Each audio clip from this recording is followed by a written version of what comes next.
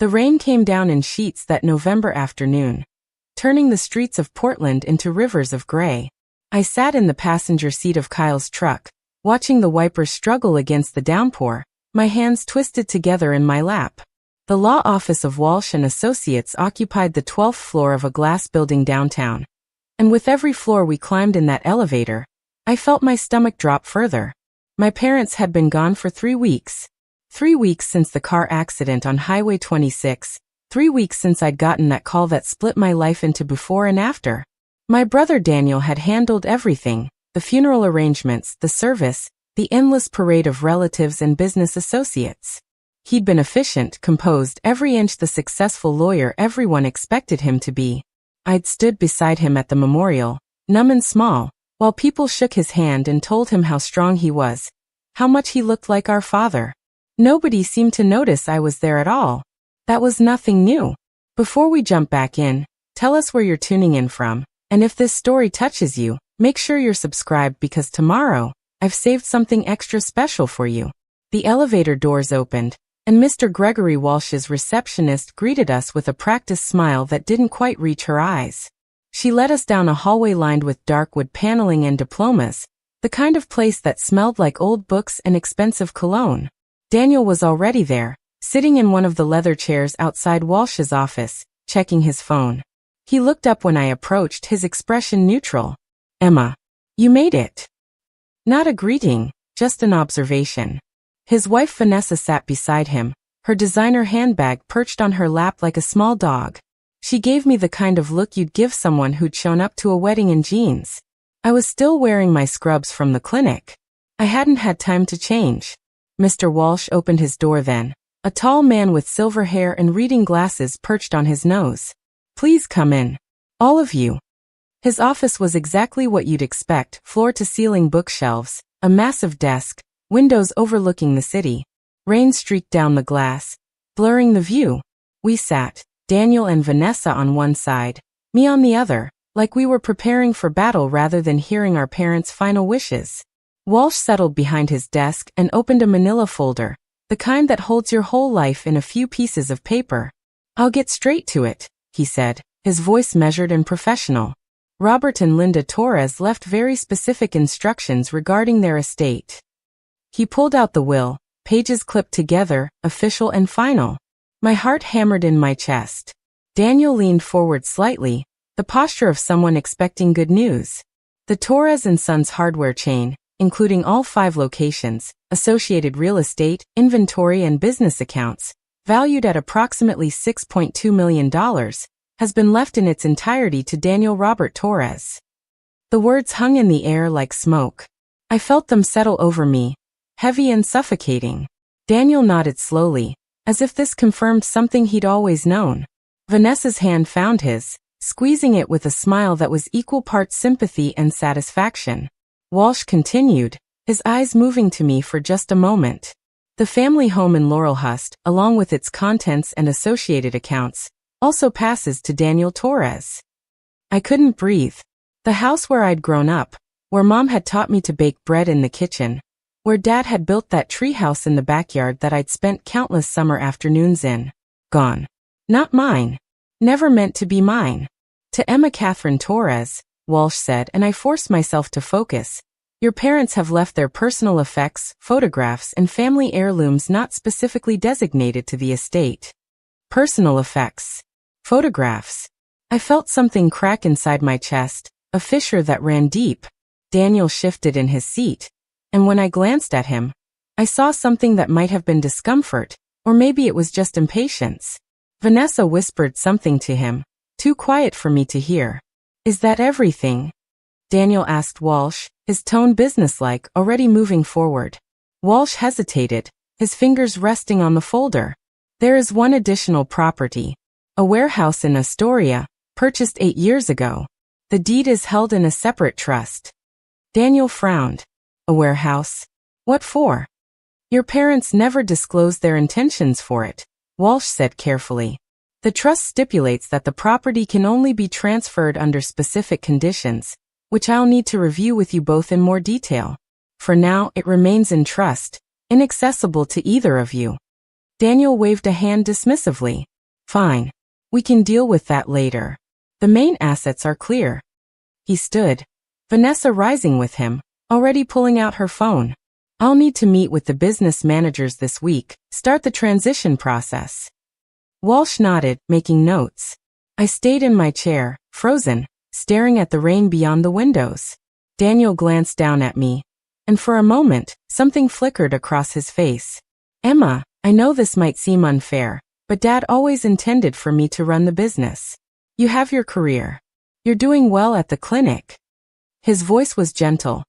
The tone you'd use with a child who didn't understand why they couldn't have dessert before dinner. I found my voice, though it came out smaller than I wanted. And the house.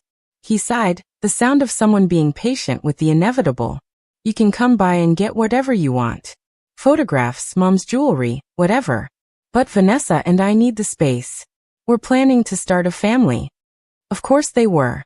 The golden child, expanding his perfect life into the home that had been ours. I stood slowly, my legs unsteady. Right. Of course. Walsh cleared his throat. Miss Torres, if you'd like to stay, we can discuss the trust property in more detail. Daniel was already at the door. I have a meeting at 3. Emma, call me later if you need anything. He left, Vanessa trailing behind him, her heels clicking on the hardwood. The door closed, and the silence that followed felt like falling. I sank back into the chair, and Walsh studied me over his glasses. Your parents loved you very much, Emma. I want you to know that. The words should have been comforting. Instead, they felt like a knife twisting. Then why? My voice cracked. Why leave me nothing? Walsh set down his pen, leaning back in his chair. Sometimes people make decisions based on assumptions. Your father believed Daniel needed the business to prove himself. He believed you'd already found your path. I laughed, a bitter sound. My path. Right. There is the matter of the Astoria property, Walsh continued. Your parents were quite specific about it. The trust cannot be dissolved or transferred until certain conditions are met, and both you and Daniel must be involved. I looked up at him, something stirring beneath the numbness.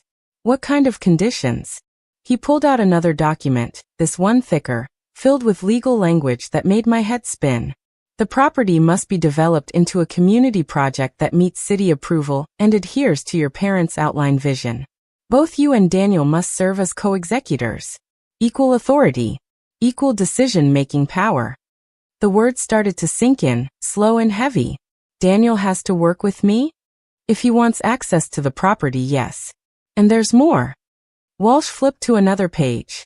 During the development period, which cannot exceed 9 months, there can be no legal disputes between you and your brother, no public conflicts, and neither of you can withdraw from the arrangement. If any of these conditions are violated, the trust dissolves. And then what happens? Walsh's expression shifted, something that might have been satisfaction. Half the value of the property and associated funds goes to the charities your parents designated. The other half, preparing and narrating this story took us a lot of time, so if you are enjoying it, subscribe to our channel, it means a lot to us. Now back to the story. Goes directly to you. I stared at him, my mind racing. How much is the property worth? The warehouse and land are valued at approximately $1.8 million. There's also a development fund your parents established, another $700,000, specifically for this project. $2.5 million. Contingent on my cooperation. On Daniel needing me. The irony was so sharp it almost made me laugh. Does Daniel know about this? He will, Walsh said. I'm meeting with him tomorrow to go over the details. I wanted to speak with you first. I sat there, rain drumming against the windows, trying to process everything. My parents had left me almost nothing in the will everyone would see. But they'd created something else, something hidden, something that required Daniel to treat me as an equal. Why would they do this? I asked, more to myself than to Walsh. He folded his hands on the desk. Your father told me once that he worried he'd failed you. That he'd been so focused on grooming Daniel for the business that he'd forgotten to show you that you mattered just as much. This was his way of trying to correct that. Tears burned behind my eyes, but I refused to let them fall. Not here. Not now. When do I find out more about this project? There's a key, Walsh said, sliding a small envelope across the desk. To the warehouse. Your parents left instructions for you to visit it first, before Daniel. They said you'd understand once you saw it. I took the envelope, feeling the weight of the key inside. Thank you, Mr. Walsh. He nodded. Your parents were good people, Emma. They made mistakes like we all do, but they tried to make it right in the end. I left the office in a daze, riding the elevator back down to the lobby where Kyle was waiting, scrolling through his phone. He looked up when I approached, his expression shifting to concern. How bad? Worse than I thought, I said, and then after a pause, and maybe not as bad as I thought. I don't know yet. We drove through the rain in silence for a while, Kyle knowing me well enough not to push. Finally, he asked, where to? I pulled out the envelope, studying the address written in my father's handwriting. Astoria. There's something I need to see. Kyle glanced at me then nodded. All right. Road trip it is. We stopped at my apartment first, a tiny studio in Selwood that I'd been renting for the past 2 years. It was all I could afford on a veterinarian's salary in Portland, a far cry from the spacious home I'd grown up in. I changed out of my scrubs, threw some clothes in a bag, and grabbed my rain jacket. The drive to Astoria took about 2 hours, the highway cutting through dense forests and small towns, the Columbia River appearing and disappearing between the trees. Kyle filled the silence with easy conversation, talking about his latest contracting job, a house renovation in the Pearl District. I was grateful for it, for the normalcy of his voice, for not having to think about Daniel's face when Walsh had read the will. By the time we reached Astoria, the rain had softened to a drizzle. The town sat right on the river, old Victorian houses climbing the hills, fishing boats bobbing in the harbor. It had a weathered charm, the kind of place that had seen better days but refused to give up. The warehouse was on the industrial side of town, a large brick building with high windows, some of them broken, others covered with plywood. It looked abandoned, forgotten. I used the key Walsh had given me, the lock sticking before finally turning. The door creaked open, and stale air rushed out. Kyle found a light switch, and fluorescent bulbs flickered to life overhead, illuminating the space. It was massive, the ceiling stretching up at least 20 feet, support beams crisscrossing overhead. But it wasn't empty. The warehouse was filled with tools. Workbenches lined the walls, vintage hand tools hanging on pegboards, their handles worn smooth with use. Table saws, drill presses, lathes, all older models but meticulously maintained. In the center of the space sat a large table covered with blueprints, held down by a red toolbox I recognized instantly. It had been my grandfather's, passed down to my father. Kyle whistled low. What is all this? I moved toward the table, my footsteps echoing in the vast space. The blueprints showed plans for renovating the warehouse, transforming it into something else. A community tool library and makerspace. Detailed drawings of classrooms, workshop areas, storage for the tools, even a small cafe. Notes in my father's handwriting covered the margins, ideas and measurements and dreams. I opened the toolbox carefully, and inside, nestled among wrenches and screwdrivers, was a sealed envelope with my name on it. My hands shook as I opened it, unfolding the letter inside. The handwriting was my mother's, her looping script instantly recognizable. My dearest Emma, it began, and my eyes blurred immediately. If you're reading this, then your father and I are gone, and you've discovered this place. I'm sorry for how we failed you, sweetheart. Your father and I got so caught up in building the business, in making sure Daniel was ready to take it over, that we forgot to show you how much you mattered to us. We forgot to make you feel seen. I had to stop reading, pressing my hand to my mouth to keep from sobbing. Kyle moved closer, his presence steady and grounding. The inheritance isn't in what you own, the letter continued, but in what you build for others. Your father and I bought this warehouse because we wanted to create something that would help people, really help them. A place where someone who couldn't afford tools could learn a trade, where kids could discover they love building things, where the community could come together. We wanted you to be the one to make it real. Not because Daniel isn't capable, but because you have something he doesn't. You see people, Emma. You've always seen people. The veterinary work you do, the way you care for those animals and their owners. The way you've always put others first, that's the legacy we're most proud of. This warehouse, this project, it needs someone who builds with their heart, not just their hands. We've set up the trust so that Daniel has to work with you as equals. Not because we wanted to punish him, but because we wanted him to finally see you the way we should have helped him see you all along. As his equal. As someone whose vision and heart are just as valuable as his business sense. The letter went on, detailing their hopes for the project, their regret for not doing this sooner, their absolute faith that I could make it something beautiful. It ended with a line that broke me completely. You were never the spare child, Emma. You were always the one we knew would change lives. We're sorry it took us so long to tell you. All our love always. Mom and Dad. I folded the letter carefully, tucking it back into the toolbox, and let myself cry.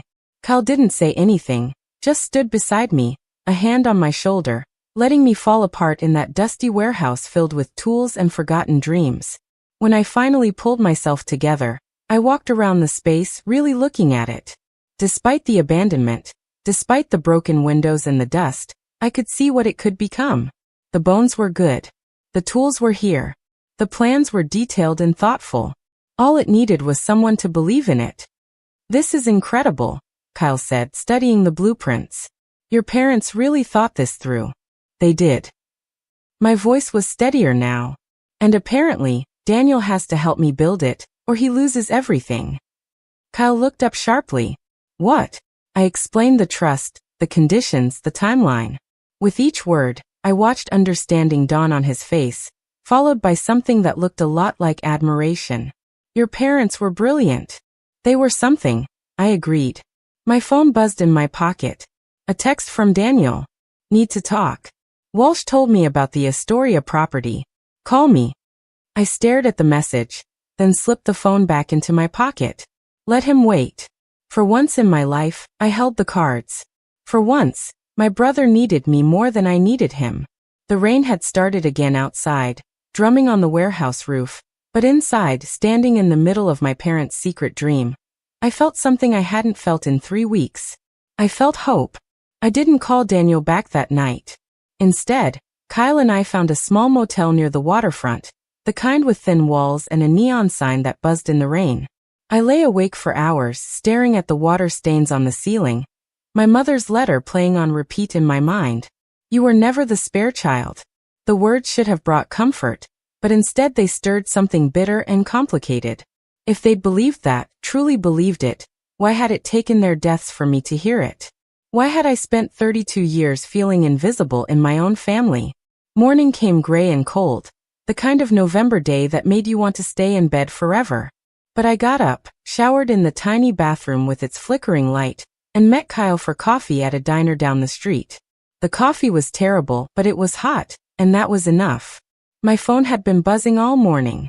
3 more texts from Daniel, each one slightly more insistent than the last. 2 missed calls. A voicemail I hadn't listened to. You're going to have to talk to him eventually, Kyle said, dumping sugar into his coffee. I know. I wrapped my hands around my mug, feeling the warmth seep into my fingers. I just need to figure out what I'm going to say first. Kyle studied me across the table, his expression thoughtful. We'd known each other since middle school, had stayed friends through all the years when most childhood friendships faded away. He'd been there through my parents' criticism, through Daniel's casual dismissals, through every moment when I'd felt small and unnecessary. What do you want to say? He asked. I thought about it, really thought about it. What did I want to say to the brother who'd gotten everything, who'd been praised and polished and prepared while I'd been patted on the head and told I was good with animals? I want to tell him that I'm not going to make this easy, I said finally. That if he wants this property, if he wants to keep his inheritance intact, he's going to have to see me. Really see me. Not as his little sister who doesn't understand business, but as someone who has just as much right to be here as he does. Kyle smiled, the kind that reached his eyes. Then tell him that. I picked up my phone, Daniel's number already pulled up, my thumb hovering over the call button. Then I put it down again. Not yet. First, I need to go back to Portland. I need to talk to Walsh, understand exactly what leverage I have. Then I'll talk to Daniel on my terms, not his. We drove back to Portland that afternoon, the rain finally breaking into patches of weak sunlight. The city looked different somehow, or maybe I was different. I'd left yesterday feeling crushed, flattened by the weight of my parents' will. I was coming back with something else, something that felt dangerously close to anger, and underneath that, determination. Walsh agreed to meet me that evening, after his regular office hours. When I arrived, the building was mostly empty, the lobby echoing with my footsteps. His receptionist had gone home, and Walsh answered the door himself, still in his suit but with his tie loosened, looking more human than he had the day before. "Emma," he said, gesturing me inside. "I'm glad you came. I assume you visited the warehouse." I did. I sat in the same leather chair, but this time I didn't feel small. And I read my mother's letter. Walsh nodded slowly. "Your parents agonized over this decision for months. They knew how it would look, leaving the business to Daniel. But they also knew that forcing him to work with you on this project was the only way to make him understand what he'd been taking for granted all these years." I leaned forward, my elbows on my knees. "Walk me through the trust again. All of it. I need to understand exactly what power I have here." Walsh pulled out the file, thicker than I remembered, and began to explain. The trust was ironclad, written by the best estate attorneys in the state. Daniel couldn't touch the Astoria property without my cooperation, couldn't sell it, couldn't develop it, couldn't even step foot on it legally without my permission. The 9-month timeline started the moment both of us signed the co-executor agreement. During those 9 months, we had to work together to complete the community project according to our parents' specifications. The plans had to be approved by the city. The project had to be functional and operational. And through it all, we couldn't fight publicly, couldn't sue each other, couldn't withdraw from the arrangement. "What constitutes a public fight?" I asked. Walsh adjusted his glasses. "Anything that could be documented or witnessed by third parties. Private disagreements are expected and allowed. But the moment either of you takes the conflict outside your working relationship, lawsuits, public accusations, anything that could damage the project or your parents' legacy, the trust dissolves. And if we complete the project successfully, then the property transfers to both of you as joint owners. You'd have to come to an agreement about what to do with it long term, but you'd each have equal say." I sat back, processing. "And if we fail? If Daniel refuses to participate, or if we can't complete it in 9 months? Then the trust dissolves, and the assets are distributed according to the contingency plan. Half to charity, half to you." Walsh paused, watching me carefully. "Your brother stands to lose a significant asset if this fails, Emma. That gives you considerable leverage." Considerable leverage. The words tasted strange in my mouth, unfamiliar. I'd never had leverage over Daniel in my entire life. "He's going to fight this," I said. "He's going to try to find a way around it." "He already has," Walsh said, and I looked up sharply. "He came to see me this morning with his own attorney. They spent 2 hours going through the trust, looking for loopholes." My stomach tightened. "And there are none. Your parents made sure of that." Daniel left angry, but he left knowing he has no choice. He needs you, Emma. For the first time in his life, he needs you, and he can't buy his way out of it or argue his way around it. I should have felt triumphant. Instead, I felt exhausted. This wasn't how it was supposed to be.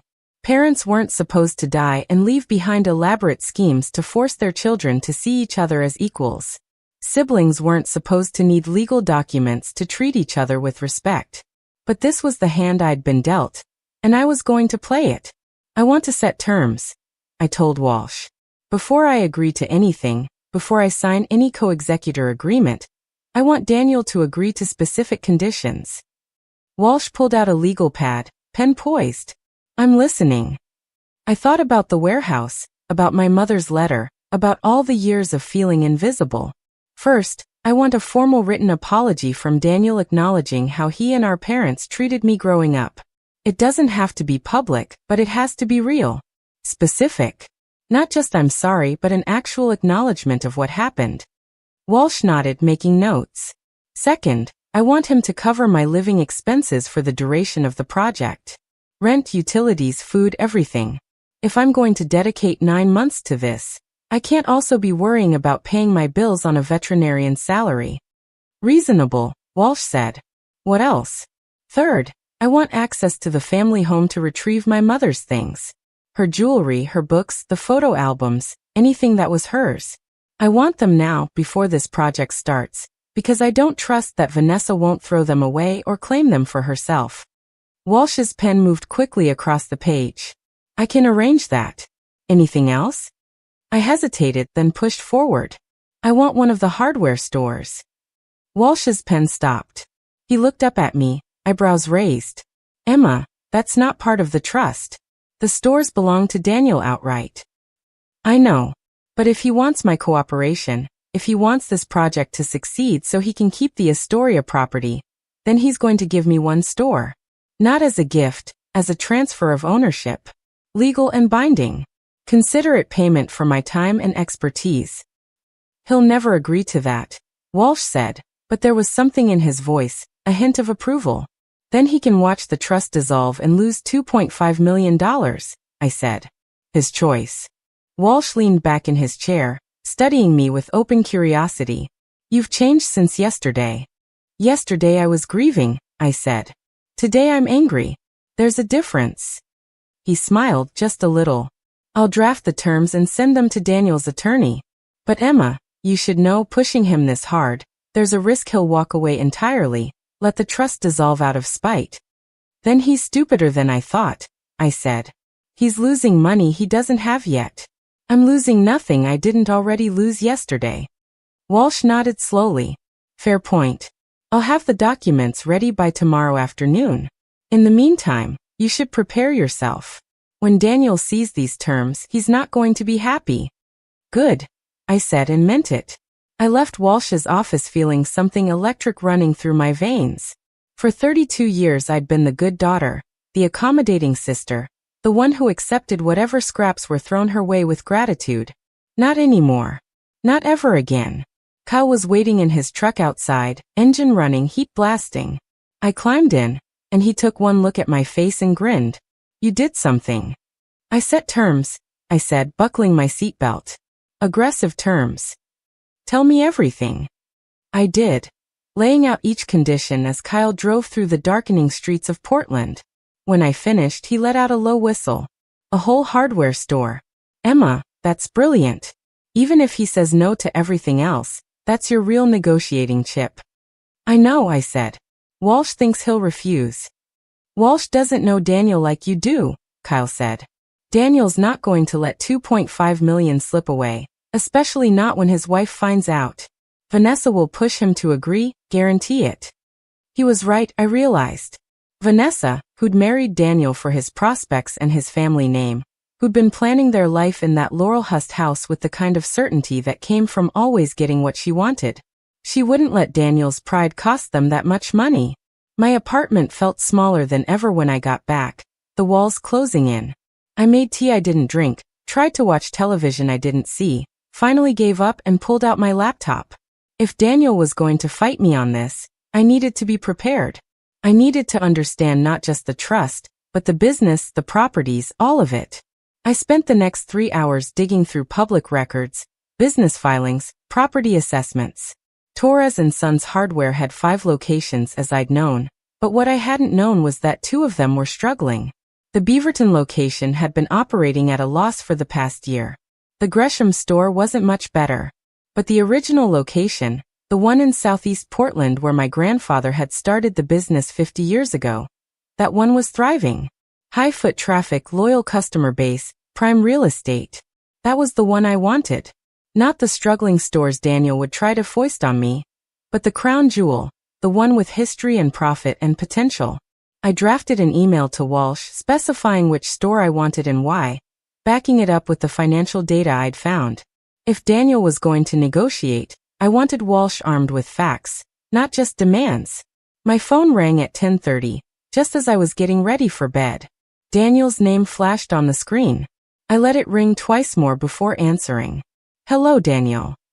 What the hell are you doing? His voice was tight, controlled, but I could hear the anger underneath. Walsh sent over your terms. This is insane, Emma. You can't actually expect me to agree to this. Why not? I kept my voice calm, almost pleasant. You got 6.2 million and a house. I'm asking for an apology, some temporary financial support, mom's belongings, and 1 store out of 5. Seems fair to me. Fair. He laughed, sharp and bitter. You want me to hand over a store worth over $1 million because you're upset about the will. I want you to acknowledge that mom and dad made a mistake, I said. That they shortchanged me my entire life, and that you benefited from that. And yes, I want compensation for the 9 months of my life I'm about to spend fixing their mistake. Silence on the other end, heavy and tense. I waited, listening to him breathe. The Gresham store, he said finally. I'll transfer the Gresham location. That's my offer. No. Emma, be reasonable. The Southeast location, I said. The original store. That's the one I want, and that's the one you're going to give me. Or I walk away and you lose Astoria. More silence, longer this time. I imagined him in his expensive condo, probably in his home office with its view of the Willamette River, his jaw clenched the way it got when things didn't go his way. Let me think about it, he said finally. You have until tomorrow at 5, I told him. After that, the offer expires and my terms get steeper. This isn't a negotiation, Emma. This is extortion. No, I said. This is me finally understanding my worth. Something you and Dad never bothered to teach me. Good night, Daniel. I hung up before he could respond, my heart hammering so hard I thought it might burst through my chest. My hands were shaking. I'd never spoken to my brother like that, never stood up to him with that kind of certainty. It felt terrifying and exhilarating in equal measure. Sleep didn't come easy that night. I lay in the dark, replaying the conversation, second-guessing everything. What if I'd pushed too hard?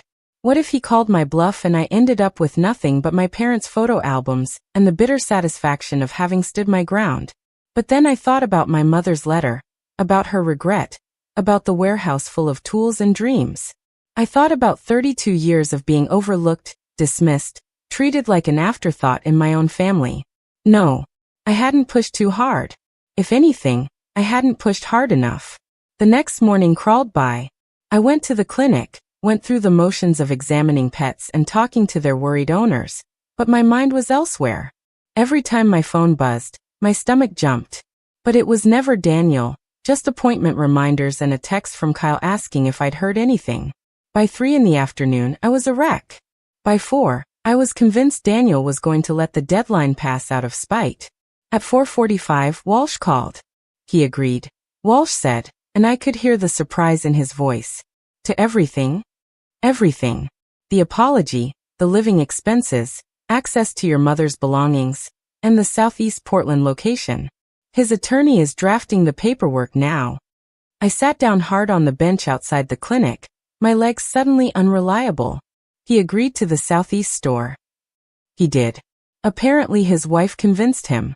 I got a call from her attorney about an hour ago, making it very clear that refusing your terms wasn't an option.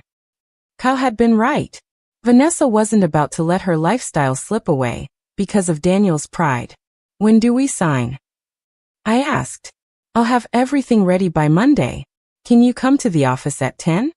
I'll be there.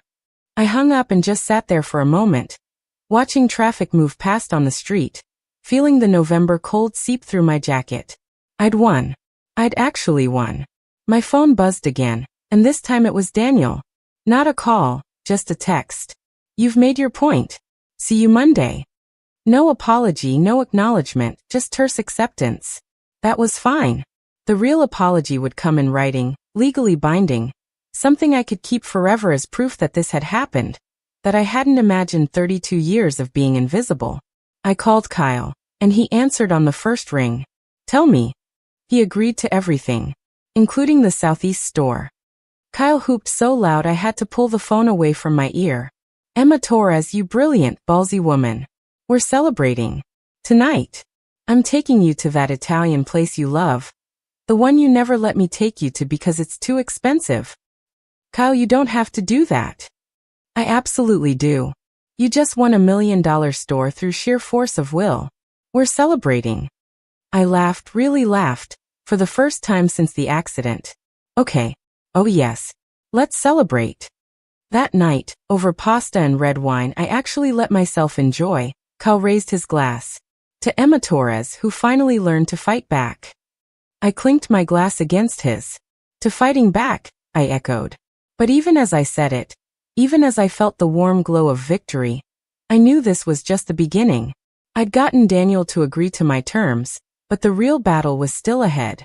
9 months of working together, of trying to build something meaningful while navigating years of resentment and hurt.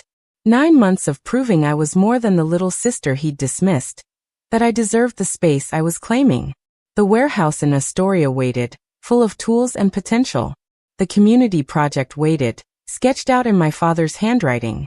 And somewhere in all of it, maybe there was a chance at something resembling reconciliation, or at least understanding. But first, I had to get through Monday. First, I had to sit across from my brother and watch him sign papers that admitted, finally, that he'd been wrong about me. That was going to be its own kind of victory. The weekend passed in a blur of preparation. I went through the house, the one I'd grown up in, the one that would soon belong to Daniel and Vanessa completely.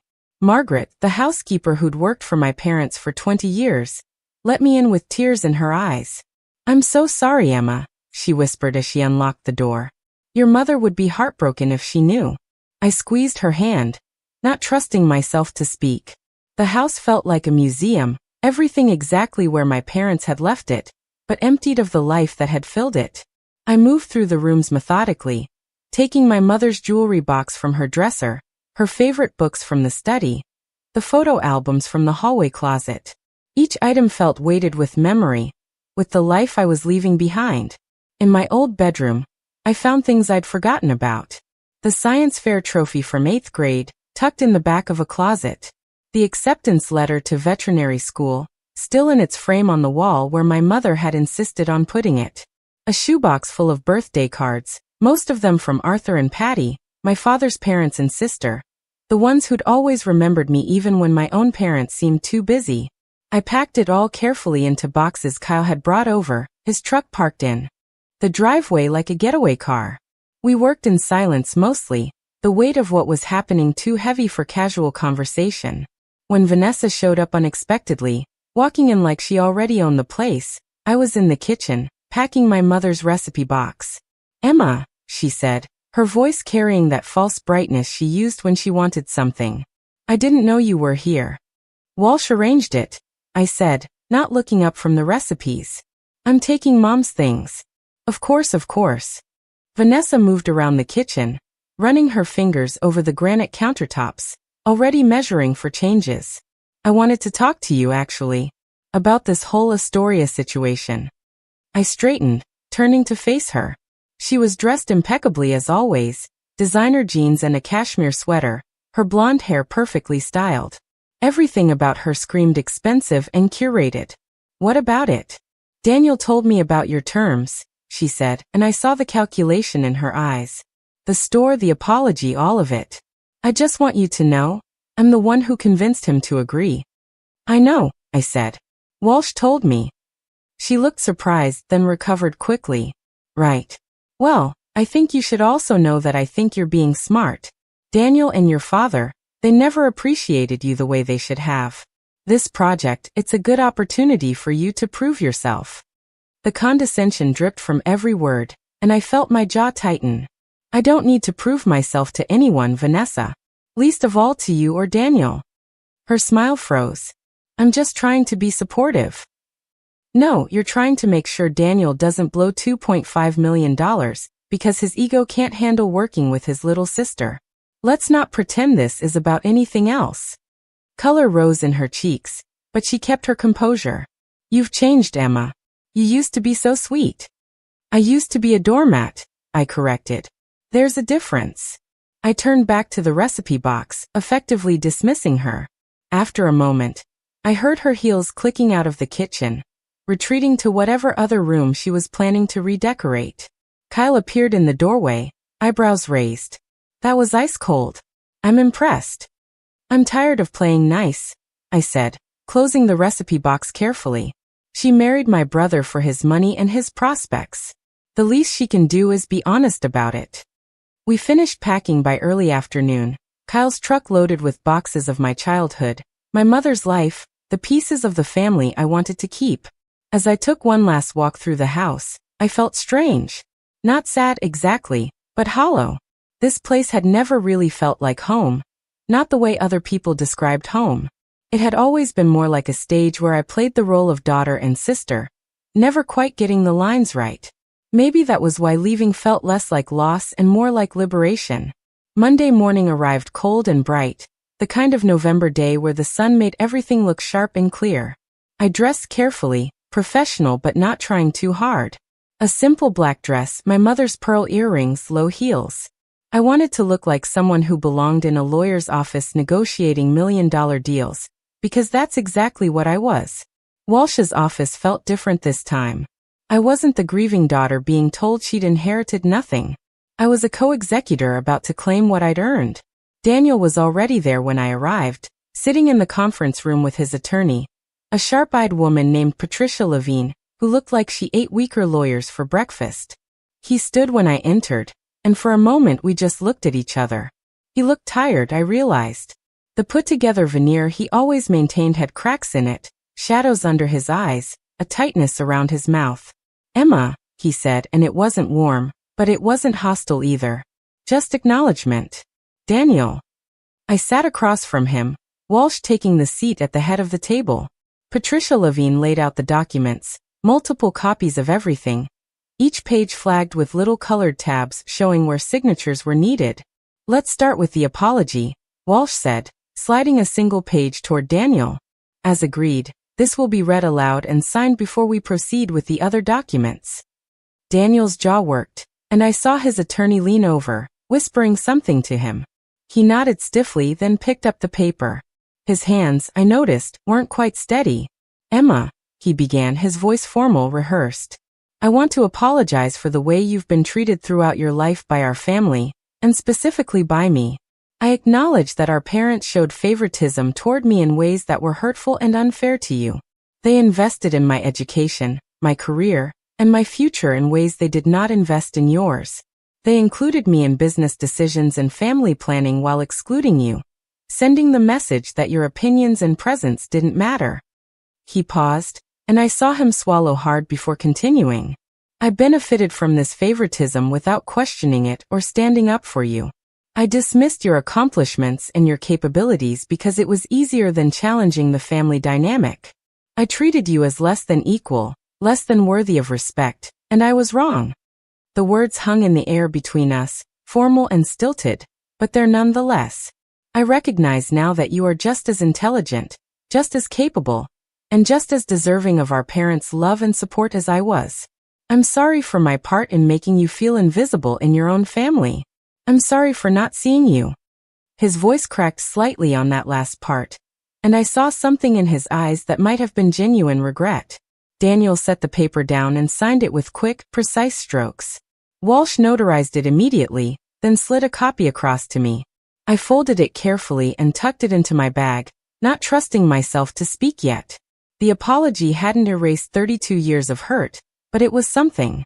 It was acknowledgement, written and witnessed, that what had happened to me was real and wrong. "Now the co-executor agreement," Walsh continued, pulling forward a thicker stack of papers. "This establishes Emma Torres and Daniel Torres as equal co-executors of the Astoria Property Trust.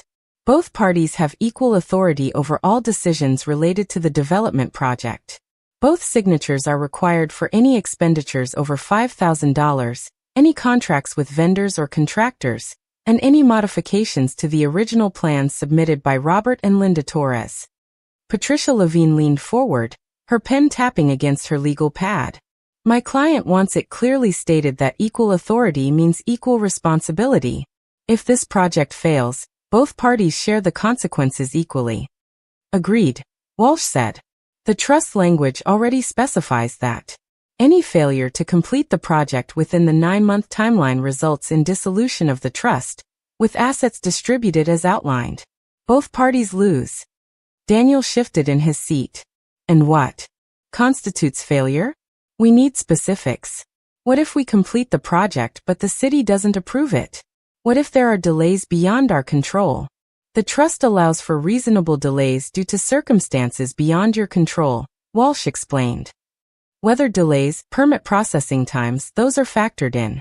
But deliberate stalling, refusal to cooperate, or failure to make good faith efforts to complete the project, those void the agreement. How is good faith effort measured? Patricia asked. By documented progress, Walsh said. Weekly reports submitted to my office detailing work completed, decisions made, and any obstacles encountered. If either party stops participating or actively sabotages the project, that's grounds for dissolution. I spoke up for the first time. I want it added that all decisions must be made jointly. Daniel doesn't get to make choices, and then inform me after the fact. We discuss, we agree, we move forward together, or we don't move forward at all. Daniel's eyes met mine across the table. That's going to slow everything down. Then we'll work efficiently, I said. But I'm not going to be a rubber stamp for your decisions. That's the whole point of this, isn't it? Mom and Dad wanted us to work together as equals. That means my voice matters just as much as yours. He looked like he wanted to argue, but Patricia put a hand on his arm. It's fair, Daniel. It protects you too. She can't make unilateral decisions either. He nodded slowly, reluctantly. Fine. Joint decisions on everything. Walsh made a note on the document, and we moved forward. The financial arrangements were next. Daniel would transfer $4,500 monthly into an account for my living expenses, effective immediately and continuing through the 9-month project timeline. It wasn't extravagant, but it was enough to cover my rent, utilities, food, and transportation without having to worry about stretching my clinic's salary. This arrangement terminates upon completion of the project or dissolution of the trust, whichever comes first, Patricia noted. After that, you're on your own again. Understood, I said. The message was clear. This wasn't permanent support, just temporary accommodation while I worked on something that benefited Daniel just as much as it benefited me. Then came the part I'd been waiting for. The transfer of the Southeast Portland hardware store. Walsh slid the deed transfer documents across the table, and I felt my heart rate pick up. This was real. This was happening. The property located at 4725 Southeast Hawthorne Boulevard, including the building, land, inventory, and all associated assets, will transfer from Daniel Robert Torres to Emma Catherine Torres. Effective upon signing of these documents, Walsh read aloud. The transfer is complete and irrevocable. Emma Torres assumes all rights, responsibilities, and liabilities associated with the property from this date forward. Daniel stared at the papers like they were a death sentence. His hand hovered over them. Pen gripped tight enough that his knuckles had gone white. This is the most profitable location, he said, not looking at me. I know, I replied. Then you know what you're taking from me. I know what I'm taking back, I corrected. This store was built by Grandpa Torres. It's been in the family for 50 years. It should have been part of my inheritance too, but it wasn't. So yes, I'm taking it, and I'm not going to feel guilty about it. Vanessa had apparently coached him well, because he didn't argue further. He just signed, each stroke of the pen looking like it physically pained him. When it was done, Walsh notarized the documents and handed me my copies. I was now the sole owner of $1 million hardware store. The weight of it hadn't quite hit me yet. There's one more item, Walsh said, pulling out a final document. The access agreement for your mother's belongings.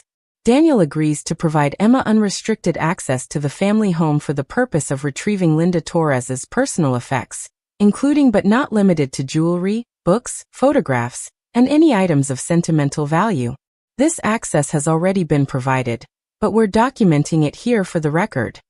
Daniel signed that one without hesitation. Maybe because it was already done, or maybe because giving up dead woman's jewelry was easier than giving up profit margins.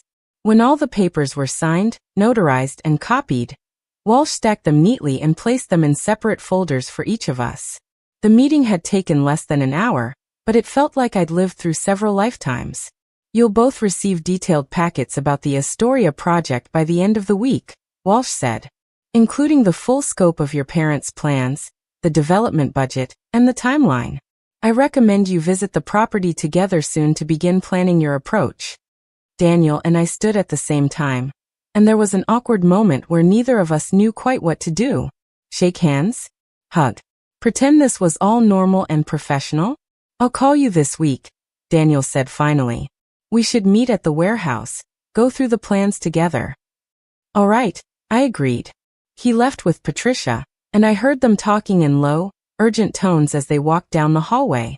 Walsh waited until they were gone, then turned to me with something that might have been pride in his expression.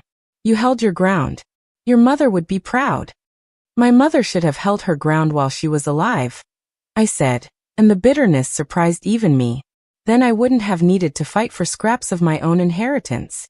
Walsh didn't argue with that. He just handed me my folder of documents and walked me to the door. The next 9 months won't be easy, Emma. Working with Daniel, building this project, there will be moments when you want to walk away. I won't walk away, I said. My parents wanted this built. They wanted it enough to stake their entire legacy on it.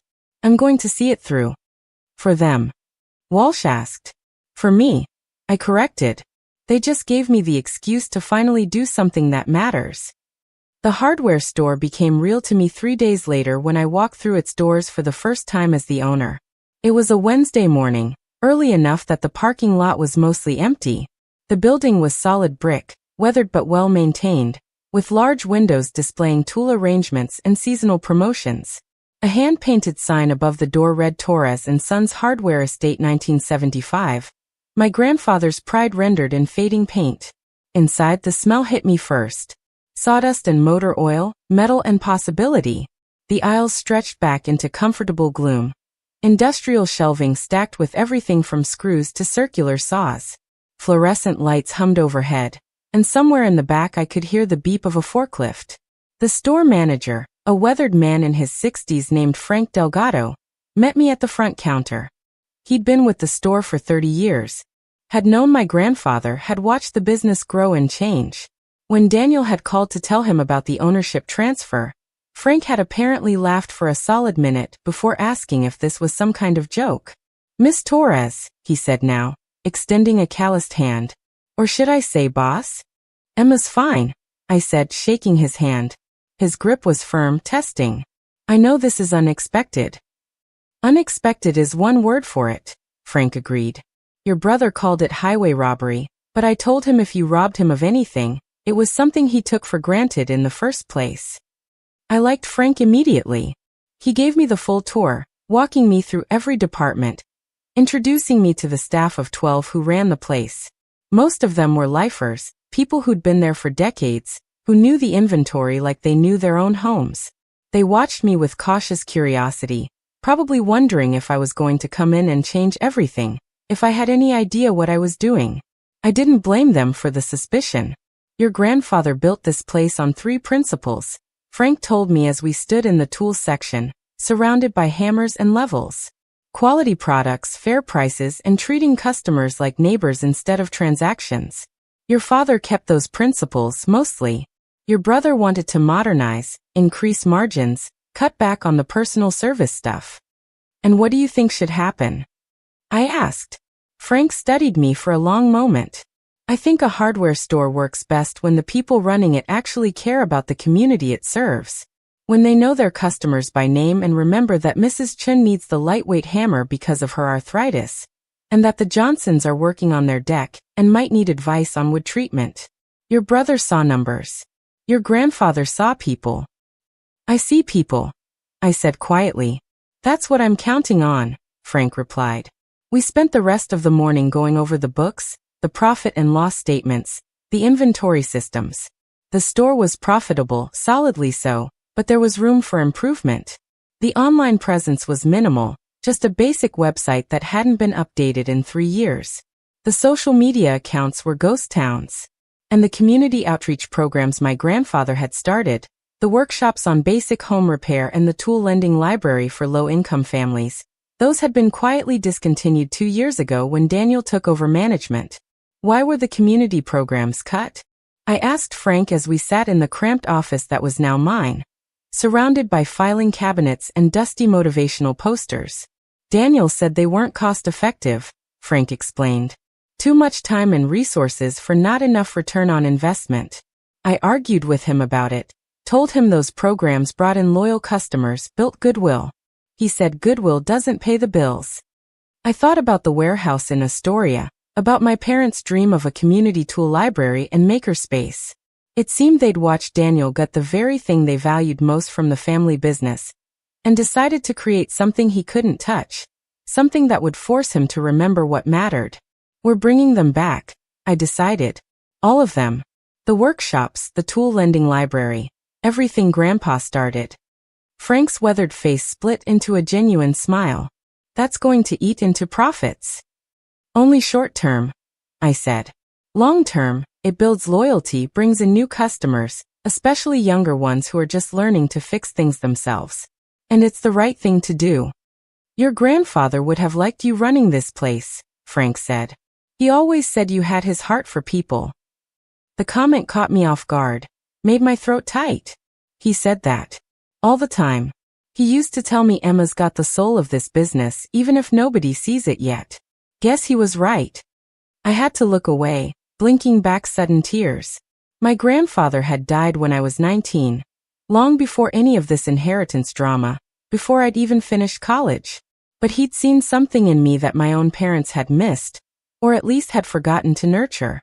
The rest of that week passed in a blur of learning curves and late nights. I worked at the clinic during the day, then spent evenings at the store, going over systems with Frank, meeting with vendors, planning the revival of the community programs. Kyle helped when he could, giving me advice on the construction and repair side of things, connecting me with contractors who might want to teach workshops. It was exhausting and exhilarating and terrifying all at once. And through it all, Daniel's promised phone call never came. By Friday, I was frustrated enough to call him myself. He answered on the fourth ring, sounding distracted. Emma, I was going to call you. When? It's been almost a week since we signed the agreements. We need to start planning the Astoria project. I know. Things have been busy at work. Big case just landed on my desk. Daniel, we have a 9-month timeline that started the moment we signed those papers. We can't afford to waste time because your law practice is busy. Silence on the other end, then a sigh. You're right. Okay, how about next Saturday? We'll drive up to Astoria together, spend the day going through the warehouse and the plans. Together. The word felt strange, weighted with years of separation despite growing up in the same house. All right. I'll meet you there at 9 in the morning. I'll pick you up, Daniel said. No point taking 2 cars. The offer surprised me, but I accepted it. Maybe this was his version of extending an olive branch. Or maybe he just wanted to control the logistics. Either way, it was a start. That night, I sat in my tiny apartment with the folder Walsh had given me, the one containing all the documentation about the Astoria property. My parents' plans were meticulous, detailed drawings and specifications, budget breakdowns, timelines for each phase of construction. They'd envisioned the warehouse as a 3-part space. The main floor would house the community tool library, with organized storage for everything from basic hand tools to more specialized equipment. Members could check out tools for free with a library card system, removing the barrier of cost for people who needed to fix something, but couldn't afford to buy tools they'd only use once. The second section would be dedicated to workshop and classroom space, with areas for teaching everything from basic carpentry to small engine repair, welding to furniture building. My father had made notes in the margins about partnering with local trade schools, about creating pathways for people to learn skills that could turn into careers. The third section, smaller but no less important, would be a gathering space. A cafe-style area with tables and chairs, a small kitchen, a place where people could come together, share knowledge, build community around the act of making and fixing things. It was beautiful. It was ambitious. And it was going to be incredibly difficult to pull off in 9 months. But as I studied the plans, running my fingers over my father's handwriting, I felt something shift inside me. This wasn't just about claiming my inheritance anymore, or proving myself to Daniel, or even honoring my parents' memory. This was about building something that would outlast all of us.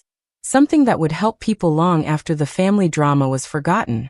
Kyle came by late that evening with Thai food, and found me surrounded by papers, My laptop opened to contractor websites, a legal pad covered in notes and calculations. "You're in deep," he observed, setting the food down on my tiny kitchen table.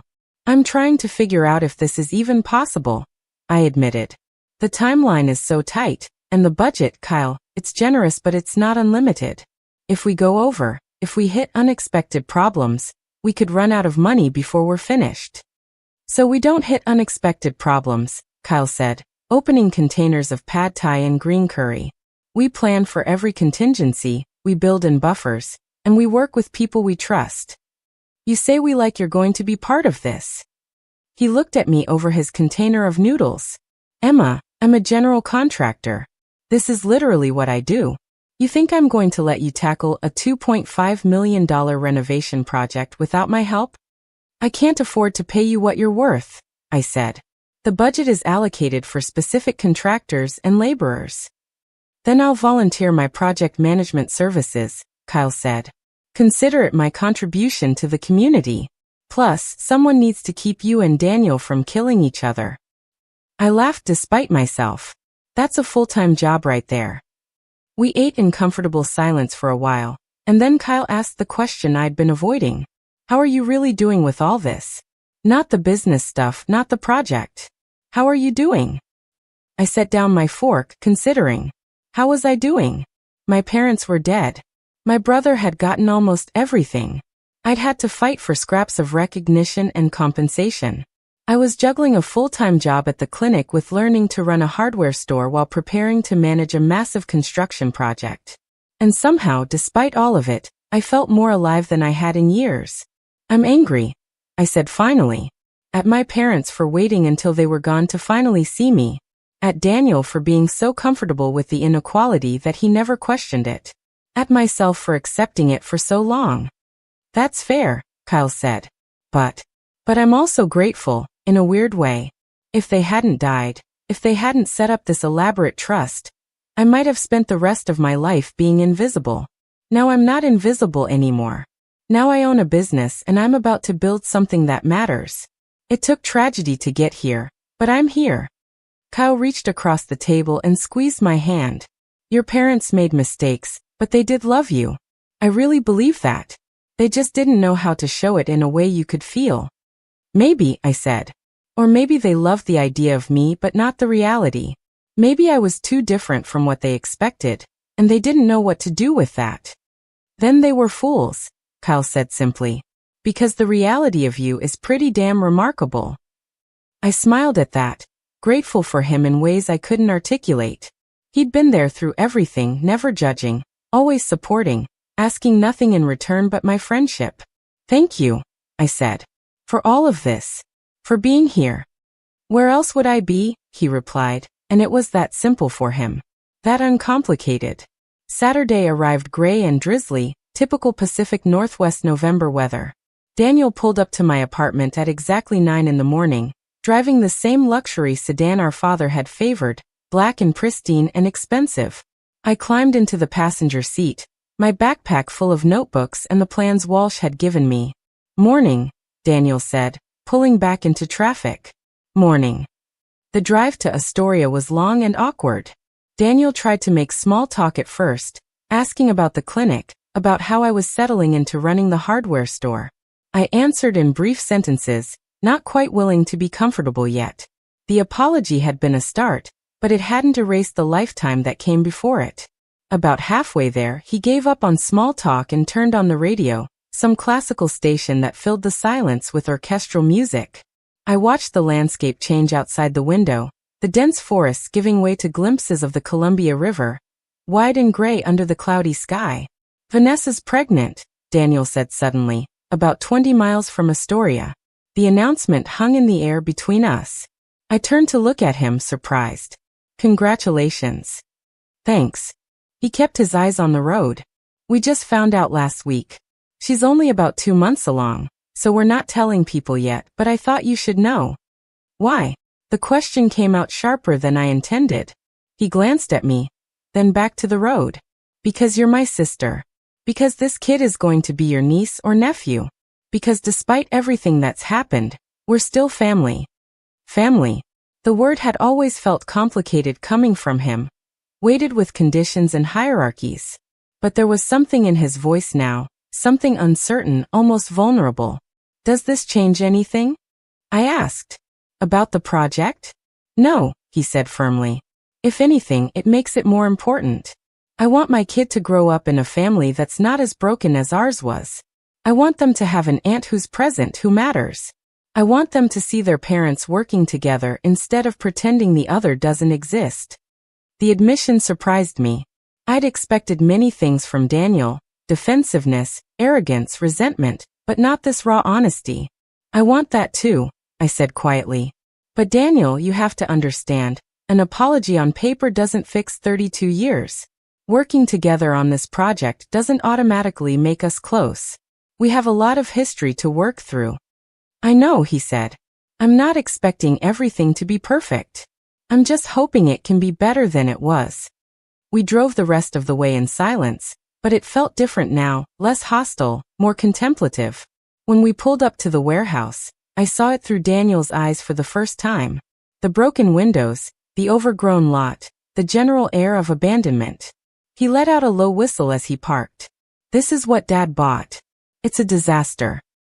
It's got good bones, I said, echoing what Kyle had told me. The structure is sound, the location is prime, and it's got enough space to do everything the plans call for. It just needs vision. And about $1 million in renovations, Daniel muttered, but he got out of the car. I unlocked the door and let him inside, watching his face as the lights flickered on. His expression moved through several stages: skepticism, surprise, and then something that might have been understanding. He walked slowly through the space, taking in the vintage tools, the workbenches, the blueprints still spread on the central table. Dad really planned this out, he said, studying the drawings. They both did. Mom too. She wrote me a letter explaining why they wanted this built, what they hoped it would accomplish. Daniel looked up sharply. A letter? I pulled it from my backpack. The paper softened from being read and reread. I handed it to him, watching as his eyes moved across our mother's handwriting. His expression shifted as he read, pain and regret playing across his features. When he finished, he carefully refolded the letter and handed it back to me. They blamed themselves, he said quietly, for how things turned out between us. They should, I replied. They created the dynamic that made you think you were worth more than me. I never thought that, Daniel said, but the protest was weak. Didn't you? Every time Dad asked for your opinion and ignored mine? Every time you were included in business decisions and I wasn't? Every time I accomplished something and you barely acknowledged it because you were too busy with your own success? Your actions said you thought you were worth more, Daniel. Even if you never said the words. He flinched like I'd slapped him, but he didn't argue. Instead, he turned back to the blueprints, tracing the lines with his finger. So how do we do this? How do we turn this wreck into what they wanted in 9 months? I moved to stand beside him, pulling out my own notes. First, we need to get the building up to code. New windows, updated electrical, proper heating and cooling systems. Kyle thinks that'll take about 6 weeks if we can get the permits processed quickly. Daniel raised an eyebrow. Kyle Bennett? Your contractor friend? He's offered to help manage the project. He won't charge for his time, just wants to see it done right. That's generous of him, Daniel said, and I caught something in his tone that might have been suspicion or maybe just surprise that someone would help me without expecting payment. He believes in what this place could be, I explained. And he's got connections with subcontractors who can work fast and within budget. We'll need plumbers, electricians, HVAC specialists, carpenters for all the workshop space. Then there's the tool organization system, the checkout software, the classroom furniture, the cafe equipment. Daniel pulled out his phone and started making notes. We should create a project timeline, break it into phases. Foundation work first, then systems, then interior build-out, then finishing touches. We'll need contingency buffers for each phase in case something goes wrong.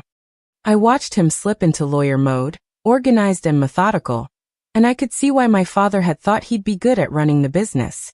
He had the ability to break complex problems into manageable pieces, to see the forest and the trees simultaneously. We also need to think about hiring, I added. Once this place is operational, we'll need staff. Someone to manage the tool library, people to teach the workshops, cafe workers. We should start recruiting now so we have time to train them. Good point, Daniel agreed, still typing on his phone. We should also reach out to the city planning department, make sure we understand all the approval requirements. The last thing we need is to finish construction and then get held up because we're missing some permit. We spent the next 3 hours walking through every inch of the warehouse, taking measurements, making lists, identifying problems that would need addressing. The rain started up again outside, drumming on the metal roof, but inside the cavernous space it felt almost peaceful. We worked well together, I realized with some surprise. When we focused on the task rather than our history, we complemented each other's skills. Daniel saw the logistical challenges and regulatory requirements. I saw the human element, how the space would flow, what people would need to feel comfortable and welcome. By early afternoon, we'd filled 2 entire notebooks with plans and questions and potential solutions. We stood in what would eventually become the cafe space, looking out through the grimy windows at the river beyond. This could actually work, Daniel said, and he sounded almost surprised. It will work, I corrected. It has to. He turned to face me, his expression serious. Emma, I know the apology I gave at Walsh's office was formal, legal, whatever. But I meant it. I've been thinking a lot since Mom and Dad died, about how things were, how I benefited from their favoritism without questioning it. That wasn't fair to you. No, it wasn't, I agreed. But you're here now. You're trying. That's more than I expected a month ago. Vanessa told me I was an idiot, Daniel said with a slight smile. When I was considering fighting the trust terms, refusing to work with you. She said I was letting my pride cost me millions of dollars and a relationship with my only sister. She wasn't wrong. I'm starting to like Vanessa more than I expected, I admitted. Don't tell her that, Daniel said. Her ego's big enough already. We both laughed, and it felt strange, laughing together without edge or tension. When was the last time we'd laughed together? I honestly couldn't remember. We should head back, Daniel said, checking his watch. But I think we made good progress today. I'll start researching contractors and permit requirements this week. You work on the community outreach side, figure out what kind of programming people actually want. The drive back to Portland felt different than the drive out. We talked about the project, yes, but also about other things. Daniel told me about the case he was working on, a complicated corporate merger that was giving him headaches. I told him about a German shepherd I'd treated at the clinic who'd swallowed an entire sock and somehow survived. Small talk, meaningless in many ways, but it was the kind of conversation siblings were supposed to have. Normal. Easy. By the time he dropped me off at my apartment, the November darkness had already settled over the city. Same time next week? Daniel asked. We should get Kyle involved, start getting estimates from contractors. Sounds good. I agreed, gathering my backpack. And Daniel? Thank you. For today. For actually showing up and working with me instead of against me. He nodded, something complicated passing across his face. That's what family does, right? Shows up? That's what family should do, I corrected gently. We're still learning. He drove away, and I stood on the sidewalk watching his taillights disappear into the rainy night. Kyle had been right. Daniel wasn't the villain I'd built him up to be in my mind, and I wasn't the helpless victim. We were just 2 people damaged by the same dysfunctional family dynamics, trying to figure out how to be better than what we'd been taught. The next few weeks blurred together in a frenzy of planning and preparation. Kyle joined us for our second trip to Astoria, bringing along his camera and measuring tools, documenting everything we'd need to know about the building's current state. He crawled through spaces, Daniel, and I wouldn't have thought to check, pointing out structural issues that needed addressing, systems that were outdated but salvageable, potential problems that could balloon into disasters if not caught early. The good news is the foundation is solid, Kyle reported as we huddled around the blueprints. The bad news is the electrical system is a fire hazard waiting to happen. We need to gut it completely and start fresh. How much is that going to cost? Daniel asked, his lawyer instincts immediately jumping to budget concerns. Kyle pulled out his estimate. Between materials and labor, probably 80,000. That's if we go with commercial grade stuff that'll last 20 years, which we should. Cutting corners on electrical is asking for trouble. Daniel winced but nodded. Okay. That comes out of the development fund. What else? We went through Kyle's entire assessment, pricing out each major system. The HVAC was another 60,000. The windows would run 40,000. Plumbing updates, 30,000. Before we'd even touched the interior build-out, we were looking at over $200,000 just to bring the building up to code and operational standards. The contingency fund is 300,000, I said, consulting the trust documents. If we use 200 just on the basics, that doesn't leave us much room for error. Then we don't make errors, Kyle said simply. We plan carefully, we hire good people, and we manage every dollar like it matters because it does. Daniel was making calculations on his phone, his expression growing more concerned. Even if everything goes perfectly, we're going to be cutting it close. If we hit any major unexpected costs, if there are delays that push us over the 9-month deadline, we could be in trouble.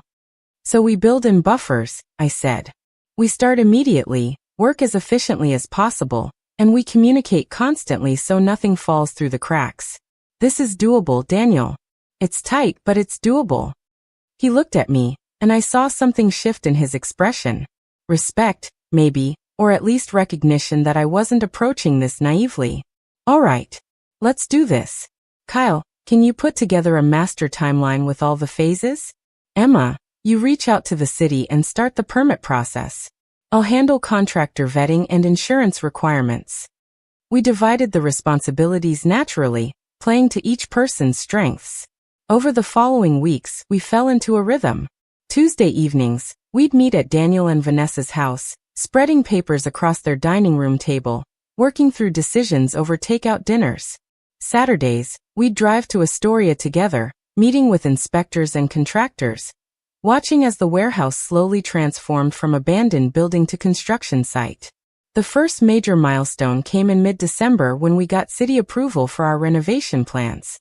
The planning department had been surprisingly supportive, especially when we explained the community focus of the project.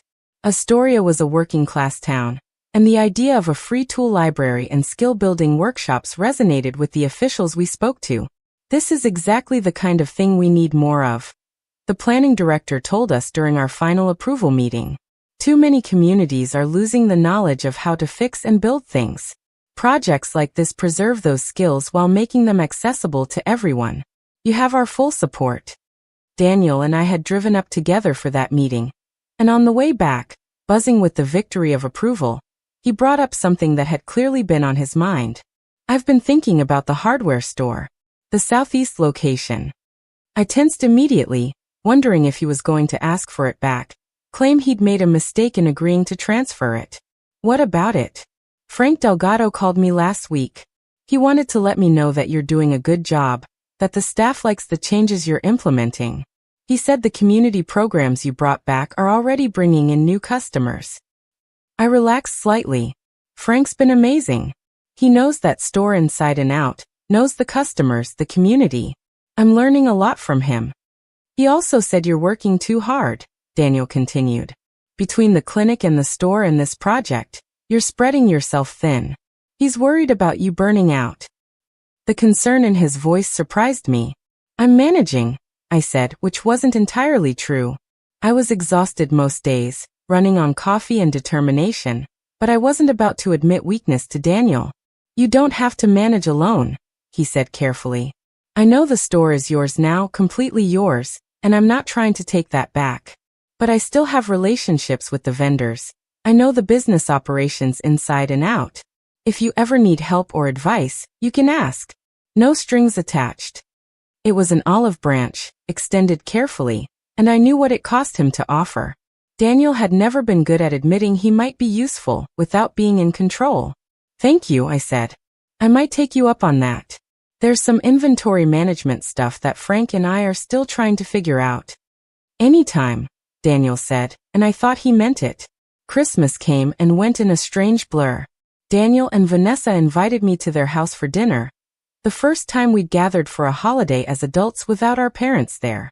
Vanessa was starting to show now, a small bump visible under her designer maternity clothes. She'd softened toward me too, I'd noticed, treating me less like competition, and more like someone who might actually be part of their lives going forward. "How's the morning sickness?" I asked her as we worked together in the kitchen, preparing sides while Daniel attempted to cook a turkey that was probably too ambitious for his skill level. "Brutal," Vanessa admitted. "I spent the entire first trimester feeling like I was on a boat in a storm. It's finally starting to ease up, thank God." "My mom used to say ginger helped," I offered, then paused, realizing I was sharing a memory of our mother with my brother's wife. Vanessa smiled gently. "Daniel told me that too. Your mom gave him a whole list of things to look out for. What helped her when she was pregnant with you too? He's been surprisingly attentive, actually. I think becoming a father is making him reconsider a lot of things." "Like what?" I asked, genuinely curious. "Like what kind of man he wants to be," Vanessa said. "He's been reading parenting books, going to therapy, really examining the patterns from your family. He doesn't want to repeat the same mistakes your parents made. He wants to be better." The revelation that Daniel was in therapy surprised me more than anything else had in the past 2 months. My brother, who'd always seemed so certain of himself, so comfortable in his role as the golden child, was questioning everything. Maybe that was what it took to change, a complete disruption of the status you'd taken for granted. Dinner was chaotic and slightly overcooked but genuinely enjoyable. We laughed more than we'd laughed in years, told stories about Christmases past, carefully navigating around the painful memories while celebrating the good ones. When I left that evening, my car loaded with leftovers and a strange lightness in my chest, I realized something had shifted. We weren't a perfect family. We might never be a close family. But we were becoming something real, something honest, and that was more than I'd had before. The new year brought renewed intensity to the Astoria project. Construction began in earnest in early January, and suddenly the warehouse was full of workers, noise, and steady transformation. The old windows were torn out and replaced with energy-efficient glass that let in floods of natural light. The electrical system was completely rewired, new panels installed, everything brought up to current code. The HVAC system went in next, massive units that would keep the space comfortable year-round. Kyle was on site almost daily, managing the various contractors, solving problems as they arose, keeping us on schedule and under budget. I drove up whenever I could break away from the clinic and the store, usually on Saturdays with Daniel. We'd put on hard hats and walk through the space, watching it transform from our parents' dream on paper into physical reality. "The classroom space is going to be perfect," I said one February afternoon, standing in what would eventually be the woodworking instruction area. The floors were still rough concrete, the walls unpainted drywall, but I could see it. Long work benches, proper ventilation for sawdust, storage for student projects. "Kyle's bringing in a master carpenter next week to consult on the workshop design," Daniel said, checking his ever-present phone for the schedule. "Someone who's taught classes before, who can tell us what works and what doesn't from an instructor's perspective." "That's smart," I agreed. "We should do that for all the specialty areas. Bring in experts who can help us design spaces that actually function well for teaching." We'd fallen into an easy working partnership by then, 2 months into the project. We still disagreed sometimes, Daniel wanting to cut costs in areas where I thought investment was important, me wanting to add features that Daniel thought were unnecessary luxuries. But we'd learned to compromise, to hear each other out, to recognize that we were both working toward the same goal. The biggest fight we had was in March over the cafe space. I wanted to hire a local coffee roaster and create a real gathering spot, somewhere people would want to linger and talk. Daniel thought a basic coffee maker and some vending machines would suffice and save us significant operating costs. "The cafe isn't just about coffee," I argued, standing in the space that was finally starting to look finished. The floors were polished concrete now, the walls painted a warm cream color. "It's about creating community, giving people a reason to come here even when they're not checking out tools or taking a class." "But the ongoing costs," Daniel countered. "Hiring cafe staff, buying supplies, maintaining equipment. That's money that comes out of operational budget indefinitely. We need this place to be sustainable long-term, not just impressive at opening. It will be sustainable, I insisted. Good coffee and light food will generate revenue, not just cost money. People will pay $3 for a decent latte while they're here anyway. Why not capture that income and make the space more welcoming at the same time? We went back and forth for an hour, neither of us willing to budge. Finally, Kyle interrupted us. Why don't you do a hybrid model? Simple cafe setup. Hire one experienced barista who can train volunteers from the community. Keep the menu limited but good quality. Low overhead, but still creates the atmosphere Emma wants. Daniel and I looked at each other, both recognizing the wisdom of the compromise. That could work, Daniel admitted reluctantly. We'd need to research the numbers, figure out if the revenue would cover the costs. I'll put together a proposal, I offered. Give me a week to research equipment costs, potential suppliers, typical cafe margins. Then we can make an informed decision. Daniel nodded. And just like that, the fight diffused. We were learning, slowly, how to work through conflict instead of letting it destroy us. By April, with 2 months left on our timeline, the warehouse was recognizable as what it would become. The tool library section had floor-to-ceiling storage systems installed, organized by category. Hand tools in one section, power tools in another, specialized equipment like sanders and tile cutters in a secured area. The checkout desk was built, a beautiful piece of reclaimed wood that Kyle had salvaged from another project. The classroom spaces were taking shape too. The woodworking area had proper ventilation installed and fire-resistant walls. The metalworking section had welding booths with ventilation hoods. The general repair classroom had workbenches at different heights to accommodate various needs and abilities. The small engine repair area had proper drainage for oil changes and chemical storage for cleaning supplies. Walking through it all, I felt something swell in my chest that might have been pride. This was real. This was happening. My parents' dream was becoming concrete and steel and possibility. We need to start thinking about grand opening, Daniel said during one of our Saturday site visits in late April. We're on track to finish construction by the end of May. That gives us June to hire staff, stock the tool library, finalize the class schedule, and do a soft opening before the big public launch. I've been working on the community outreach, I told him. I've connected with the local schools, community colleges, trade programs. There's a lot of interest in partnership opportunities, students who could volunteer here for credit, instructors who want to teach workshops. Good, Daniel said. I've been talking to local businesses about sponsorship opportunities. Several of them are interested in donating tools or funding specific programs. The hardware supply company wants to sponsor the basic home repair workshops. The local electricians union wants to fund a women in trades program. We were both bringing our strengths to bear now, Daniel's business connections and my community relationships combining to create something stronger than either of us could have built alone. In early May, Vanessa went into early labor at 34 weeks. Daniel called me from the hospital, his voice tight with fear. They're doing an emergency C-section. The baby's in distress. Can you come? I was at the hardware store when I got the call, in the middle of inventory with Frank. Go, Frank said before I could even ask. Family comes first. We'll handle this. I drove to the hospital faster than I should have, my heart hammering. Vanessa and Daniel's baby, my niece or nephew, arriving too early in danger. It felt impossibly unfair that after everything, after we'd finally started to rebuild our relationship, this could be taken away.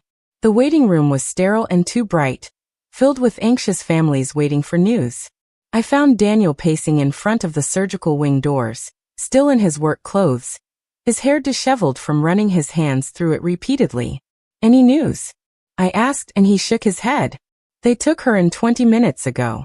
The doctor said the baby's heartbeat was irregular. They couldn't wait. Emma, what if something goes wrong? What if I lose them? I'd never seen my brother like this, vulnerable and terrified, all his usual confidence stripped away. I took his hand, squeezed it tight. They're in good hands. The doctors know what they're doing. Vanessa is strong, and your baby is a fighter. You have to believe that. We sat together in those uncomfortable waiting room chairs, and Daniel talked. He told me about finding out Vanessa was pregnant, about the first ultrasound where they'd heard the heartbeat, about choosing names, about all the fears he'd been carrying about being a good father. "I don't want to be like Dad," he said quietly. "I don't want my kid to grow up feeling like they have to be perfect to earn my love, or like one child matters more than another if we have more kids." "You won't be," I told him. "You're already different because you're questioning it, because you're examining those patterns instead of repeating them blindly. Your kid is lucky to have you, Daniel." He looked at me, his eyes red-rimmed. "I'm sorry I wasn't a better brother to you, Emma. Growing up, when you needed someone to stand up for you, I should have been that person. Instead, I just accepted the favoritism because it benefited me. I'm sorry." "I know," I said, and I meant it. I'd heard his formal apology months ago, but this felt different, raw and real, and born from a place of genuine fear and reflection. "We're doing better now. That's what matters." A doctor emerged from the surgical wing an hour later, still in scrubs, a surgical mask pulled down around her neck. "Mr. Torres?" Daniel jumped up, nearly knocking over his chair. "That's me. Are they okay? Is my wife okay? The baby?" The doctor smiled, and I saw Daniel's entire body sag with relief before she even spoke. "Your wife is fine. Recovering from surgery, but she did great. And you have a daughter. She's small, only 4 pounds, so she'll need to spend some time in the NICU. But she's breathing on her own, her vitals are good. She's a fighter." Daniel actually sobbed, one hand covering his mouth, the other clutching my arm for support. I held him while he fell apart with relief. This brother who'd spent our whole childhood being told emotions were weakness, finally letting himself feel everything. We were allowed in to see Vanessa after another hour, once she'd been moved to recovery. She looked exhausted and pale but radiantly happy, her hand resting on her deflated belly. "They said she's okay," Vanessa said when she saw Daniel, fresh tears streaming down her face. "Our girl is okay." "Have you seen her?" Daniel asked, moving to her side, taking her hand. "Just for a minute before they took her to NICU. She's so tiny, Daniel. But she has your nose, I swear she does." They let us visit the NICU 15 minutes at a time. The baby, who they'd named Sophie after Vanessa's grandmother, lay in an incubator, impossibly small, wires and tubes monitoring her every breath. But her eyes were open, dark and alert, and when Daniel carefully slid his hand through the incubator opening to touch her tiny fingers, she wrapped her hand around one of his. "Hey there, Sophie," Daniel whispered, his voice cracking. "I'm your dad. And this is your Aunt Emma. We're going to take such good care of you." I stood there watching my brother fall completely in love with his daughter, and I felt something shift inside me permanently. This baby, this tiny person who'd arrived early and scared us all, represented hope. She was a new beginning, a chance to do things differently, to build a family based on love and equality rather than favoritism and competition. Sophie spent 3 weeks in the NICU, growing stronger each day. Daniel and Vanessa were there constantly, taking turns staying overnight, learning to feed and change and care for their premature daughter. I visited when I could, bringing food and coffee, sitting with them during the long, anxious days of waiting for Sophie to gain enough weight to come home. The Astoria project continued through all of it, Kyle holding down the fort while Daniel's attention was split between his daughter and the construction timeline. We were cutting it close now, racing against the late May deadline with a dozen finishing touches still needed. "We're going to make it," Kyle assured me during one of our nightly phone calls. "The tool organization system is almost complete, the classrooms are furnished, the cafe equipment is being installed tomorrow. We're basically down to painting the bathrooms and hanging the artwork." "What about staffing?" I asked, exhausted from another 12-hour day split between the clinic and the hardware store. "I've hired the tool library manager and 3 part-time circulation clerks," Kyle reported. "The barista starts training next week. And we have volunteers lined up to help with the grand opening. Emma, we're actually going to pull this off." I wanted to believe him, but I was too tired to feel triumphant yet. There was still so much to do, so many details that could go wrong. Sophie came home from the hospital on a Wednesday in mid-May, weighing 5 pounds and healthy enough to leave the NICU. Daniel called me from the car as they drove her home. and I could hear the wonder in his voice. "We're bringing our daughter home, Emma. She's actually coming home." "I'm so happy for you," I said, and meant it completely. "Take the time you need with her. The project is under control." "No," Daniel said firmly. "We're partners on this.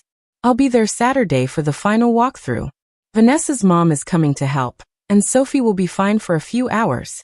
We're going to finish this together." Saturday arrived overcast but warm, late May in Oregon, the rain finally giving way to something that felt like spring. Daniel and I met at the warehouse, along with Kyle and Walsh, who'd driven up to inspect the finished project and certify completion for the trust requirements. The transformation was stunning. Where there had been broken windows and decay, there was now light and life. The tool library gleamed with organized efficiency, thousands of tools arranged and labeled, the checkout system ready to process its first borrowers. The classrooms were inviting and functional, each one equipped for its specific purpose. The cafe was small but charming, with its reclaimed wood counter and chalkboard menu, ready to serve coffee and simple food to visitors. Walsh walked through slowly, making notes, comparing the reality to the plans my parents had left. When he'd seen everything, he turned to Daniel and me with a satisfied smile. "I think your parents would be incredibly proud. You've not only met their specifications, you've exceeded them.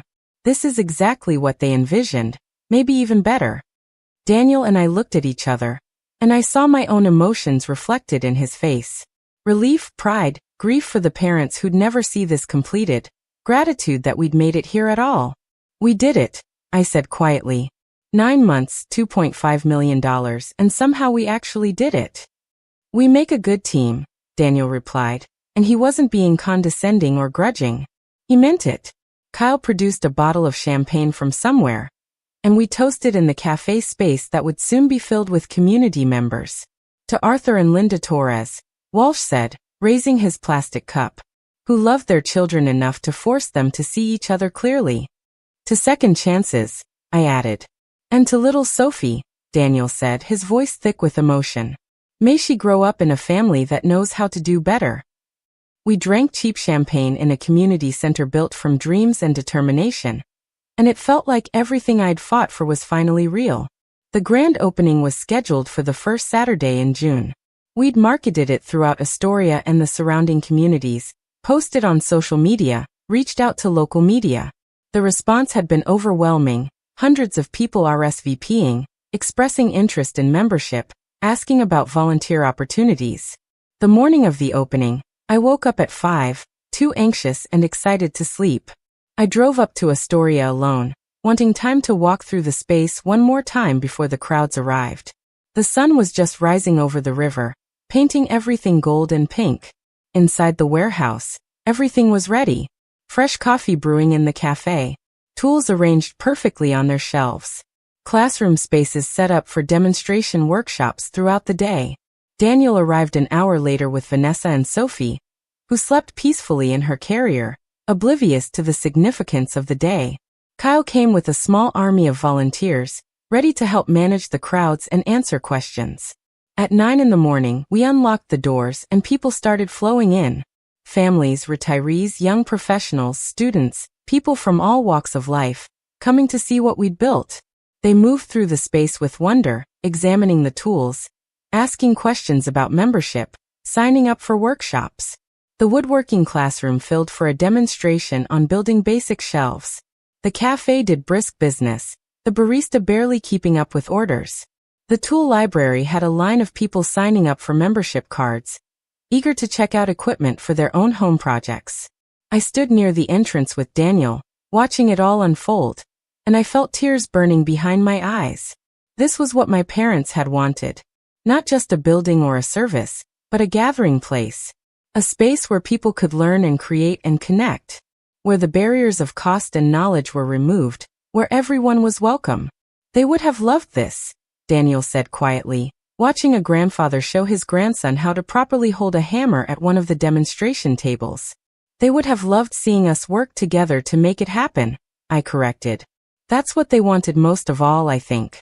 For us to finally see each other. He nodded, then surprised me by pulling me into a hug.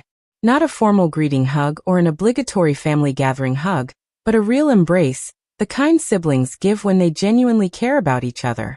"Thank you," he whispered, "for not giving up on me, for pushing back and demanding better. I needed it, even if I couldn't see that at the time." I hugged him back, this brother who'd been a stranger for so many years, who was finally becoming someone I actually liked. "We're going to be okay," I told him. "Our family is going to be okay." The celebration continued through the afternoon. Walsh made a brief speech about my parents' vision and generosity. The mayor of Astoria spoke about community and the importance of spaces like this. Daniel and I were asked to say a few words, and I watched my brother transform into the confident public speaker he'd always been, thanking everyone who'd made the center possible. When it was my turn, I kept it simple. I talked about my mother's letter, about her belief that inheritance wasn't in what you owned but in what you built for others.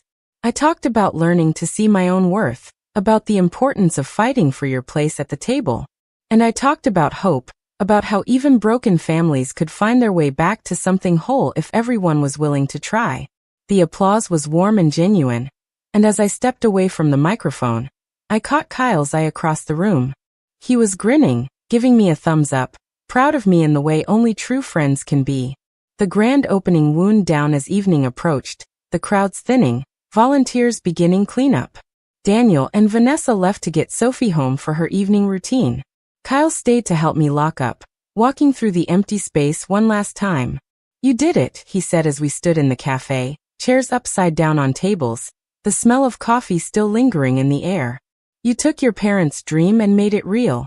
You took a broken relationship with your brother and turned it into a partnership. You took every obstacle they threw at you and turned it into opportunity. Emma, I am so proud of you." I leaned against him, exhausted and satisfied and more at peace than I'd felt in years. "I couldn't have done it without you. Without your help managing the construction, your support through all of this, your belief that I could actually pull this off." "You were always capable of pulling this off," Kyle said. "You just needed the chance to prove it, to yourself more than anyone else." We locked up the community center as the sun set over the Columbia River, painting the water in shades of orange and purple. My phone buzzed with a text from Daniel, a photo of Sophie sleeping peacefully in her crib, with a message underneath. "She's going to grow up knowing her Aunt Emma is someone who builds things that matter. Thank you for showing me what that looks like." I saved the photo, tucked the phone back in my pocket, and got into my car for the drive back to Portland. The hardware store would be waiting Monday morning, full of its own challenges and opportunities. The clinic would need me for my regular shifts. Life would continue in its complicated, demanding way. But I had something now I hadn't had 6 months ago. I had proof that I mattered, that my voice and vision and presence made a difference. I had a brother who was becoming a friend. I had a business I'd earned and a legacy I'd built. And I had the knowledge that when life tried to make me invisible, I'd fought back and made myself impossible to ignore. The warehouse in Astoria would open its doors every day now, helping people fix and build and create. The Torres family legacy wasn't just in the hardware stores or the money or the property. It was in the space where a community could gather, where skills could be passed down, where everyone was welcome regardless of what they owned or what they could afford. My parents had made mistakes, shown favoritism, waited too long to correct their wrongs. But in the end, they'd given me something more valuable than money. They'd given me the framework to prove myself, the challenge that forced me to recognize my own strength, the project that showed me I'd been worth it all along. I just needed to believe it myself. As I drove through the night toward home, toward whatever came next, I felt something settle in my chest that had been restless my entire life. I felt seen. I felt valued. I felt like I finally belonged. 6 months after the grand opening, I stood in the community center on a crisp December morning, watching the space hum with life. The tool library had over 300 active members now, people checking out everything from basic screwdrivers to specialized equipment for home renovations. The workshops were booked solid through February, classes on everything from furniture restoration to basic plumbing filling up within hours of being posted. The cafe had become exactly what I'd hoped, a gathering spot where regulars knew each other by name, where conversations about projects turned into friendships, where the smell of good coffee mixed with sawdust and possibility. I was meeting with the board we'd established to oversee the center's operations, 5 community members who volunteered their time to help guide the programming and ensure we stayed true to my parents' vision. Daniel sat on the board too, though he'd insisted on being a regular member rather than holding any leadership position. He wanted to contribute, he'd said, but this was my project to lead. The meeting focused on expansion possibilities. We'd been so successful that surrounding communities were asking about satellite locations, smaller versions of what we'd built here. The board was enthusiastic, already brainstorming funding sources and potential partnerships. I listened to their ideas, making notes, but I was cautious about growing too fast. Better to do one thing excellently than spread ourselves thin trying to be everywhere at once. After the meeting ended, I walked through the woodworking classroom where a weekend workshop was in full swing. 15 people of various ages bent over their projects, a master carpenter moving between them offering guidance and encouragement. I recognized Mrs. Patterson from the local library, carefully sanding a bookshelf she was building for her grandson. Next to her, a teenager I'd seen at previous workshops was constructing an intricate jewelry box, his tongue caught between his teeth in concentration. This was the dream realized, not just tools and space, but knowledge being passed down, skills being preserved, confidence being built with every completed project. My phone buzzed with a text from Daniel. A photo of Sophie, now 9 months old, sitting in a pile of wooden blocks, her face scrunched in concentration as she tried to stack them. The message read, "Future engineer?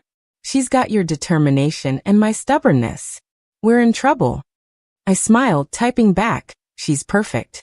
See you both for dinner Sunday?" His response came immediately. "Wouldn't miss it. Vanessa's making that pasta you love." Sunday dinners had become a tradition over the past few months, rotating between their house and my apartment, which I'd finally upgraded to a small 2-bedroom now that the hardware store profits were steady. We'd cook together, Daniel and I trading stories about our week while Vanessa managed Sophie's chaos with practiced ease.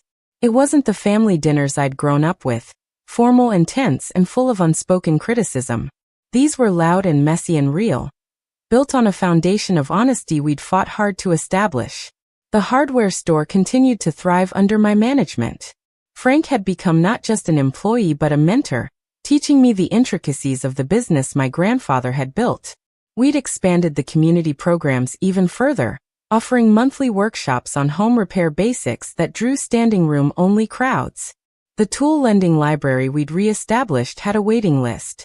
People trusted us because we'd proven we cared about more than just profit margins.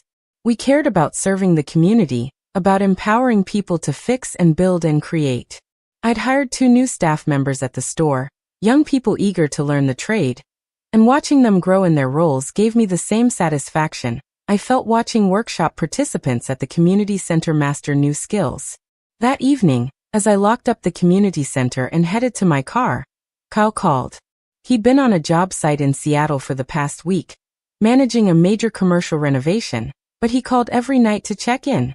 We'd grown even closer through the whole Astoria project, our friendship deepening into something I was still trying to fully understand.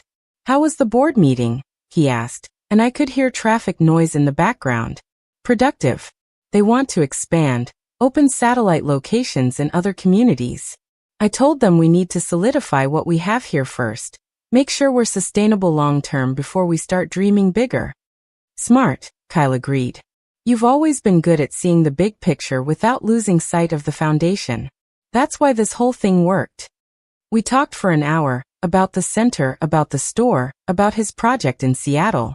Easy conversation, the kind where silence was comfortable and laughter came naturally. When we finally said goodnight, I sat in my car for a moment, feeling grateful for all the ways my life had changed. I'd lost my parents, yes, and that grief still surfaced at unexpected moments. But I'd gained so much more than I'd lost. I'd found my voice, my strength, my place in a family that was learning to value me.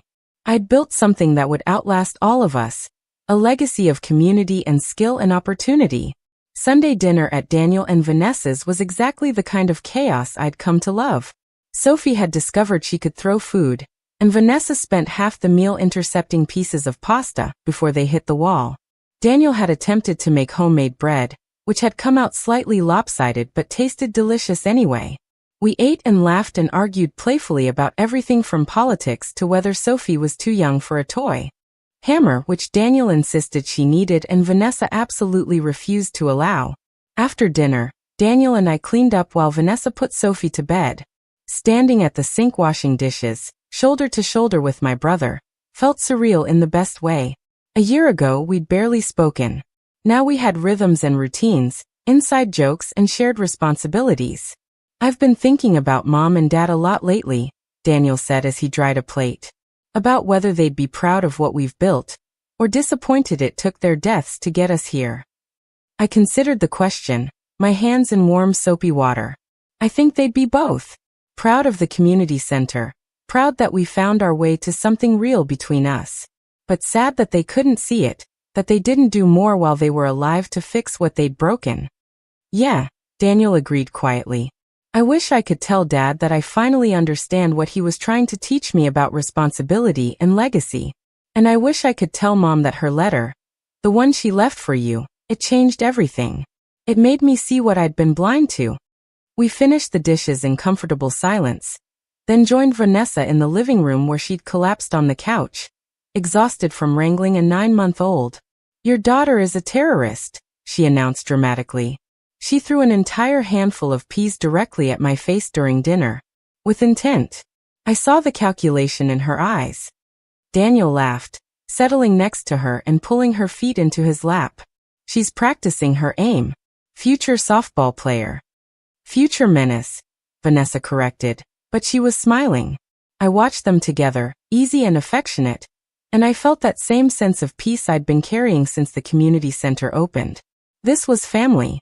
Not perfect, not without its complications, but real and present and trying. That was more than enough.